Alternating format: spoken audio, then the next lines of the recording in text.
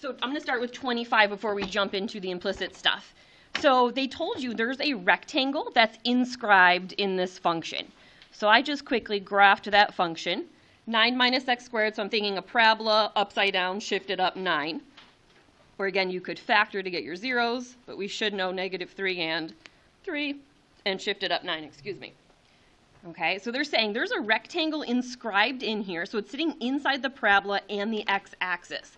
And it wants you to find the maximum area. So there's the calculus. Obviously, when I see max, I'm going to have to take the derivative of somebody and set it equal to 0. So the question is, what does this rectangle look like so that it has the most amount of area? Is it, and you don't have to draw this yet, is it tall and skinny? Or is it short and wide? Like, what is that rectangle going to look like so you get the most area is really what the question's asking. Okay, so now pick one of those to draw. It doesn't really matter, I guess. I'm going to just base it off of this, I guess. Okay, so I'm going to pretend it looks like this. And I want to know what the biggest area is I can fit in there. So I'm just going to start with, well, it's a rectangle, so area has to equal length times width. Okay, or base times height.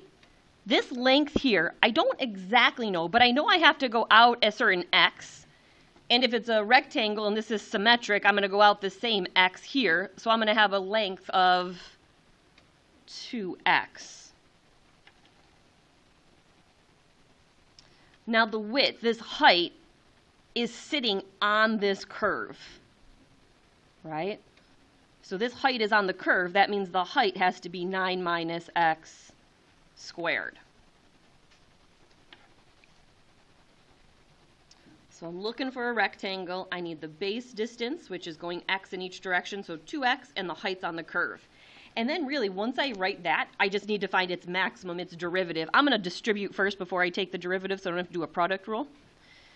So what's that going to get me? 18x minus x cubed. And then to find its max, I would take its derivative. So I've got 18 minus 3x squared equals 0. Thank you. Solve for x, so I'm going to subtract the 18 and divide by that negative 3. I get x squared equals 6. So x equals the square root of 6. Now, I don't think that's the answer to the question. That's the x value. The question actually says, what is the area? So now that I know my length, or now I know my x value, I can plug those back in to get my actual area. So my area is 2 times that x value, so 2 root 6 times 9 minus root 6 squared. Whoops, root 6 squared.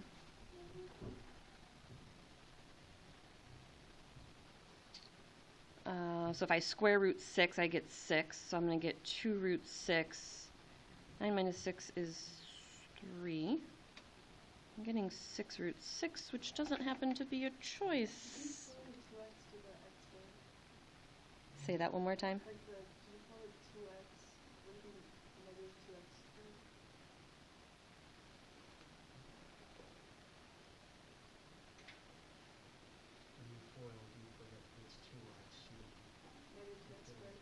No, I missed the x. Yes, I missed the x. Dang it. Yes, that would be a 6.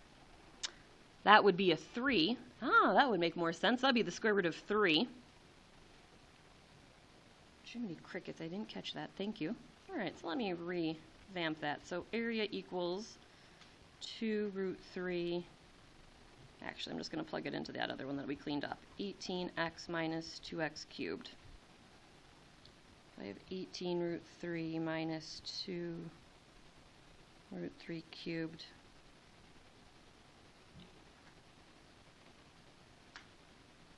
Well, this is fun. I'm going to go back to the other one. A lot of trial and error here. I'm going back to this one because when I square it, it's going to disappear.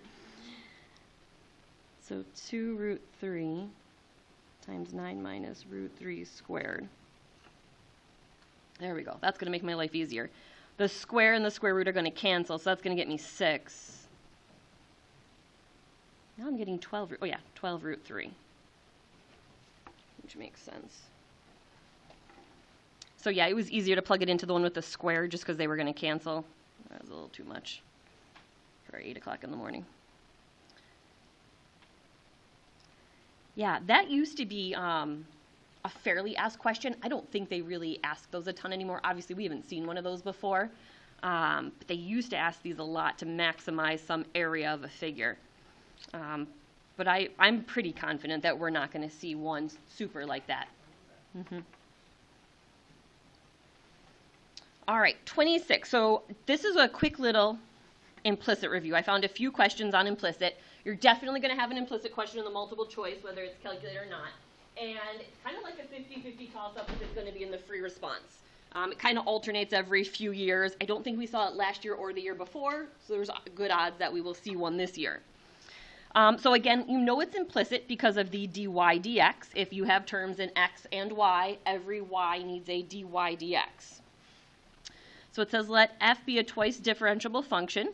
You have an initial condition, you have a slope, and they want to know the second derivative. So obviously you have the first. All you have to do is take its derivative. And again, it's implicit because we see y's. So every y is going to get a dy dx when we derive. So I should get the second derivative. And again, this should be 2y dy dx. Plus the derivative of y is 1, but then it also gets a dy dx. Okay. Now we specifically want this when x equals 3. You'll notice you don't even have an x, but you know all this information. When x is 3, we know the y value is 1, so we can substitute that in. And we can figure out dy dx. You could either substitute this in or you could just put the numbers in right here, and that's probably what I'm going to do. I'm going to find dy dx when x is 3. I know the y is 1, so I'm going to say that's 1 cubed plus 1. So dy dx should equal 2. So I'm going to plug in my 2 plus my 1 times my 2. Does that get me a 4 plus a 2? For a total of 6. So some are friendlier than others. That was a pretty friendly one. Be super careful when you see like an x squared y. Make sure you read that as a product rule, x squared times y when you're doing your implicits. And again, if it's implicit, if it has an x and a y, and everybody will get a d, well, all the y's should get a dy dx. Let's see, 28 I think is the next implicit I found in here.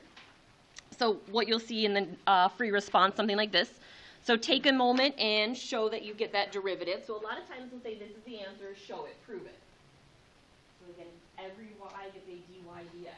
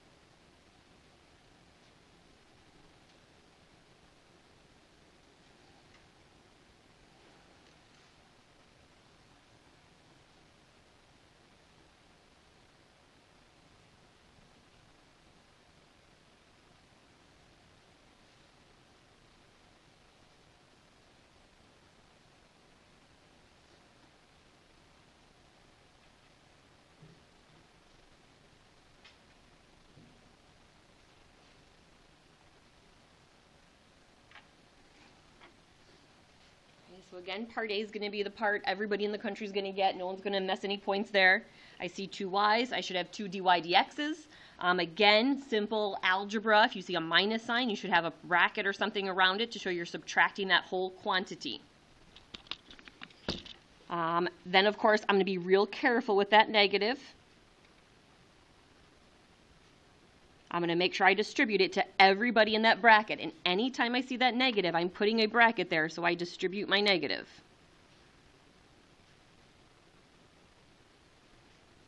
Okay. Anybody with a dy dx stays on one side. Anybody else shifts to the other. So I'm going to leave my dy dx's on one side.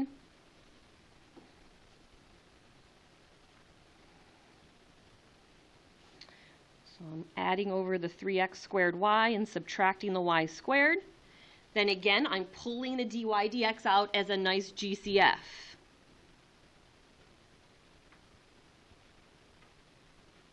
Okay. And then just simply dividing it over. I need to make sure it looks exactly like the one on the paper. So if your signs are backwards, then you just have to divide everybody by a negative. You need to make sure it looks exactly like they gave you.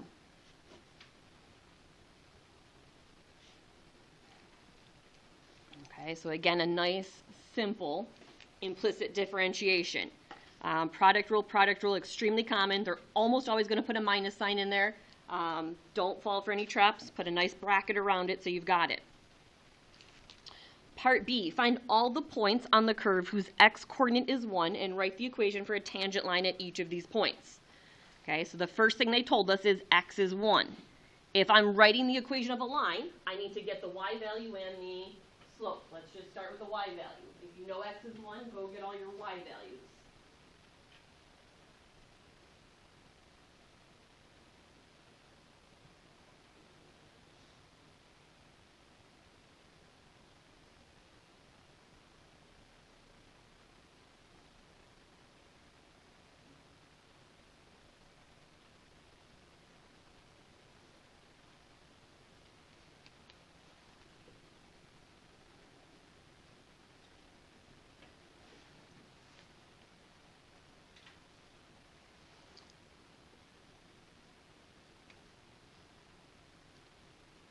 I think our only factors are 3 and 2.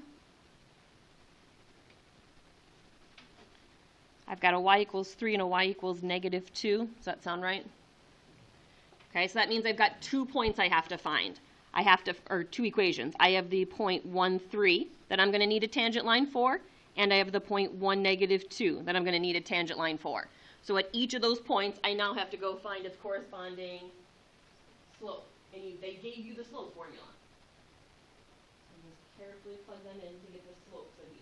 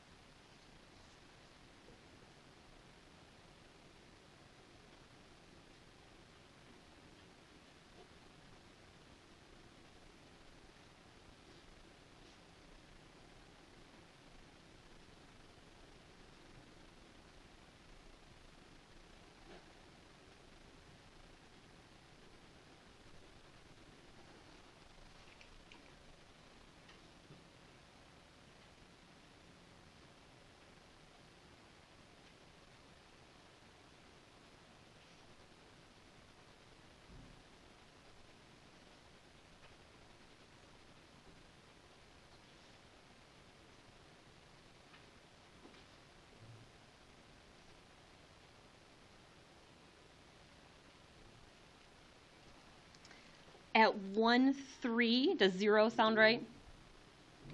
Okay, I think we get 9 minus 9 over a number there. And at 1, negative 2, I think 2. 2. Okay. Then again, you're not done until you actually write the equation of the line. So this would be y minus 3 equals 0 times x minus 1. Okay, that is technically correct. You know, if it's multiple choice, obviously they're going to wipe that out and just say y equals 3. since that 0 times anything is 0. We'll move that 3 over.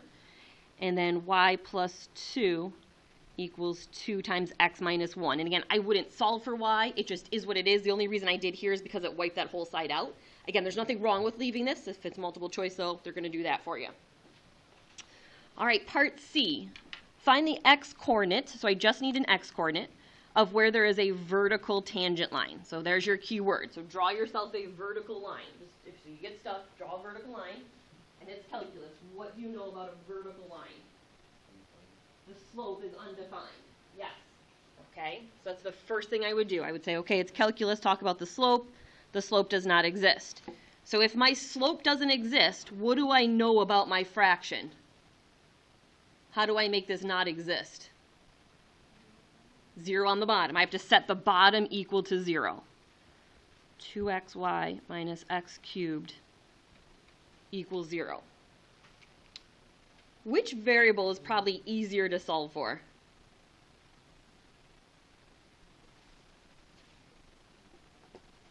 X or y?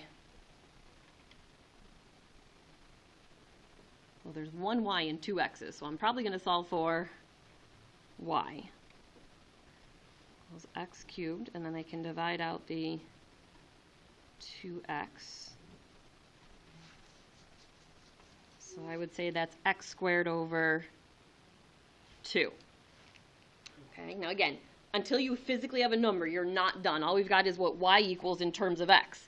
Now that I know y, I need to plug that back into the original. So I'm going x squared over 2 squared minus x cubed, x squared over 2 equals 6. Okay, so because it said vertical, we set the denominator equal to 0. We solved for the easier variable, which in this case is y. There was 2 x's. That would be pretty tough. Plug it back in. We just got to clean it up. When I square this, x squared squared, it would be x to the 4th over 4 minus x cubed times x squared is going to be x to the 5th over 2 equals 6. So here, if I multiply, I'm going to get x to the 5th over 4 minus x to the 5th over 2 equals 6.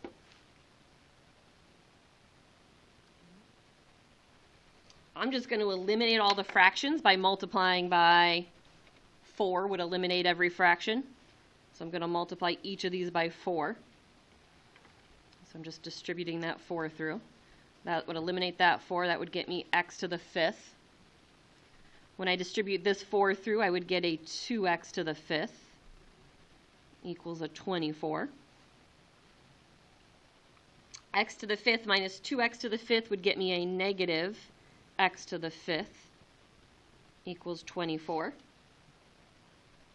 Obviously, we want to divide out that negative, so x to the 5th equals negative 24. And then I can simply just take the 5th root of both sides. So nobody said it had to be a nice number. I just had to make sure I solve for x. And again, a 5th root is legal of a negative. You can't take even roots of negatives, but a 5th root is definitely a legal number to take. And they just wanted x, so I didn't have to go any further in that case. Okay, so let me just tweak the question a little bit. If they had said horizontal tangent line instead of vertical, I would draw myself a horizontal again and say, what do I know about a horizontal line? And again, calculus thinks slope. The slope would equal 0. So this time, I would have set the numerator equal to 0 to solve. Okay, they are going to ask you one of those. It's either going to be vertical or horizontal.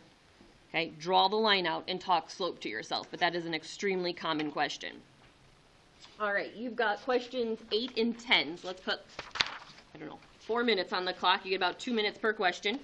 Questions 8 and 10 should be the implicit questions we have left in the packet. 8 and 10 are on the same page.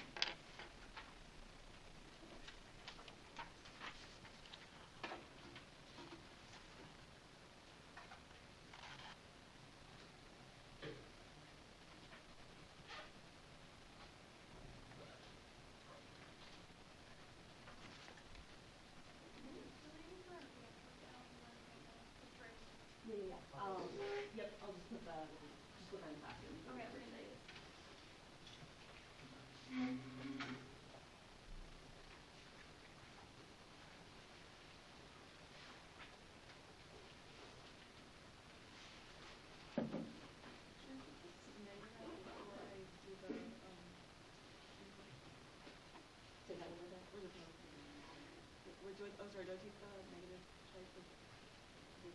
You can like the -2 or just the negative.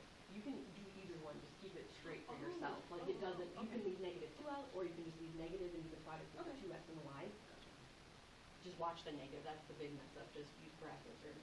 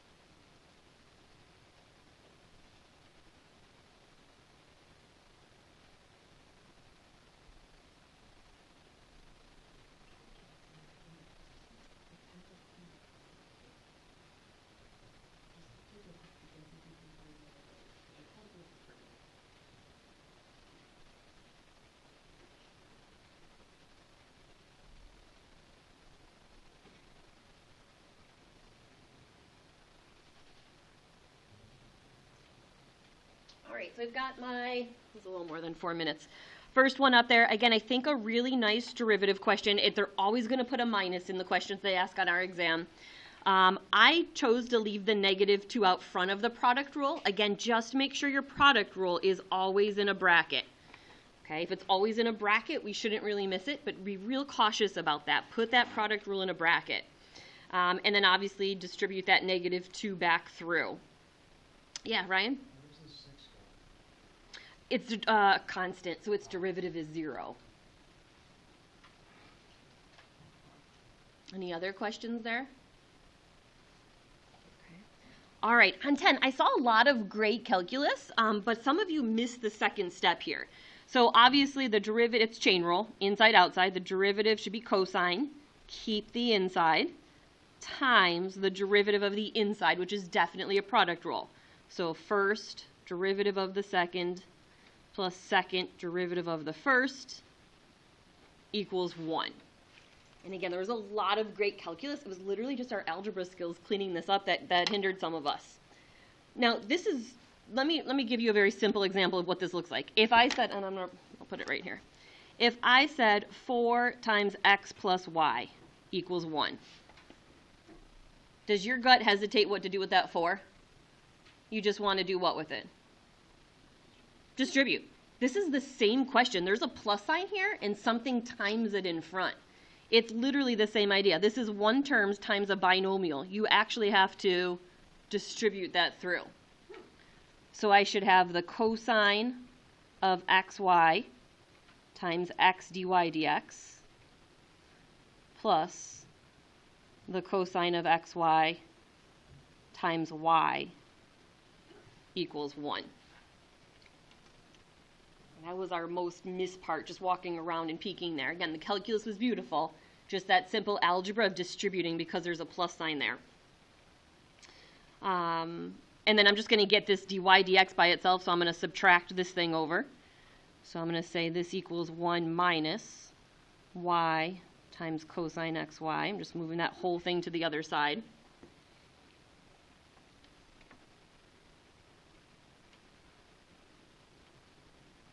And then to get that dy dx by itself, I'm just dividing out the x cosine xy.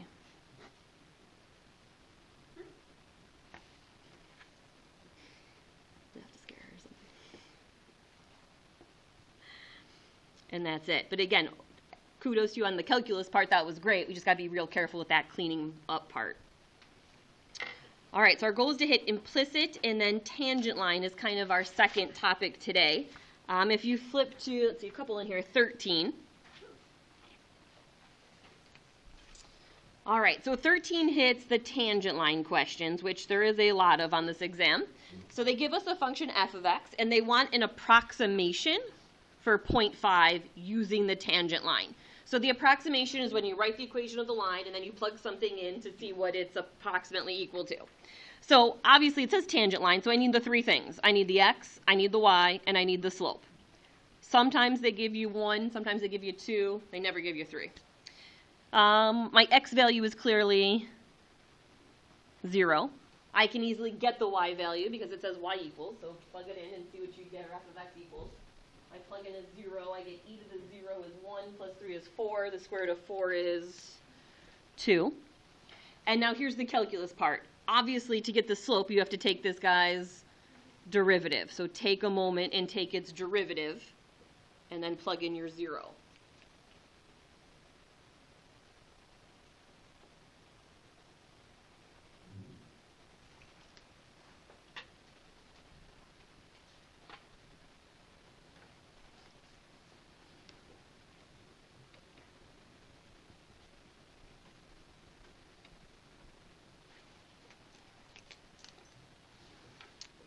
Rewrite my derivative.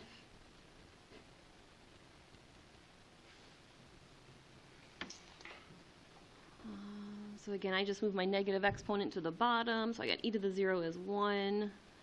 I think I get 1/4 for my slope. Okay, again, quick chain rule, and then plug my 0 in. So now I'm ready to write the equation of that tangent line. So y minus 2 equals 1/4 times x minus 0. And now you're approximating 0.5 with the tangent line. So you're just carefully plugging in a 0.5. Now 0.5 is equivalent to 1/2. So I'm going to, instead of a decimal, I'm just going to use fractions. So I've got y minus 2 equals 1/8 plus 2. If I solve for y, got 2 plus 1/8. If I look at those choices, that eliminates A and B. And hopefully you know what 1/8 is, and if you don't, you know it's not 0.25, I would assume. So we got to go with choice C. Okay, but equations of tangent lines, you're going to see a bunch of them. I'm going to give you a few more to play with here.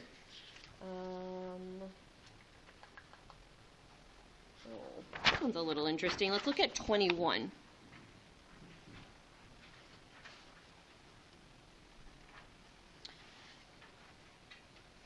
In the plane xy, the line x plus yk, or x plus y equals k, where k is a constant, is tangent to this graph. What is the value of k?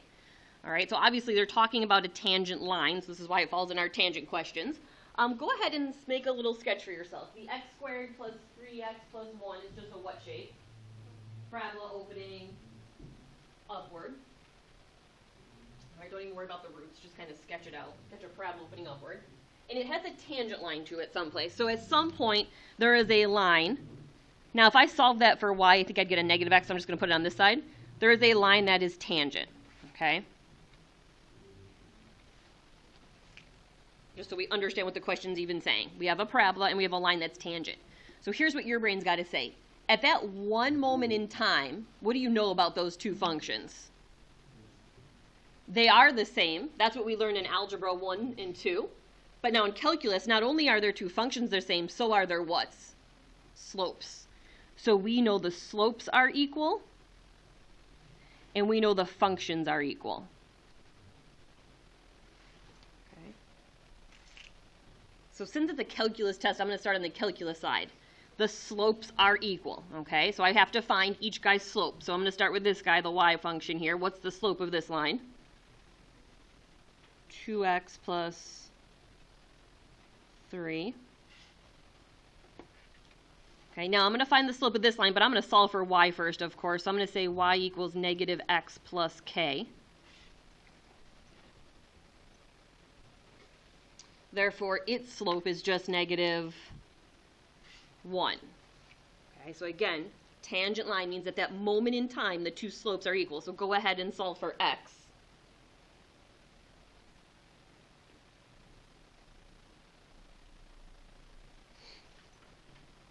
I should get x equals, was that negative 4 divided by 2, negative 2. Now, of course, they're going to make that a choice, but that's not what the question's asking. Okay, so don't fall for negative 2. It says, what is the value of k? So to find k, not only do I need x, but I'm also going to need y. So if I know an x value, I can easily plug it in to get the y value.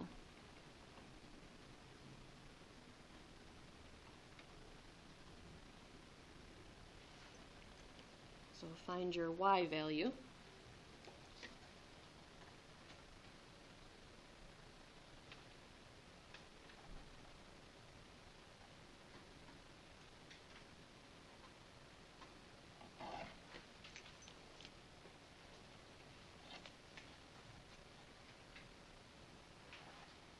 What do we get for y? Negative 1. Okay, so now that you know x and y, go get k. X plus y equals k. Therefore, k must equal negative 3. Okay. So again, draw it out for your tangent means the two lines are same, have the same slope. Okay. So as far as tonight's homework goes, just bring this back tomorrow. We might do I think we're going to do the non-calculator tomorrow. Let's do that. We're going to do the non-calculator testing class tomorrow. All right, so your only homework tonight, those corrections need to get done, whatever you have on the calculator, and then the spiral. Make sure that gets done as well. I don't have too many of those yet. So are you that mean that like as calculated on the test? Yes, that's an old test. I thought there were No, more. it's literally 17 questions. So how many non-calc are there? They bumped it to 30.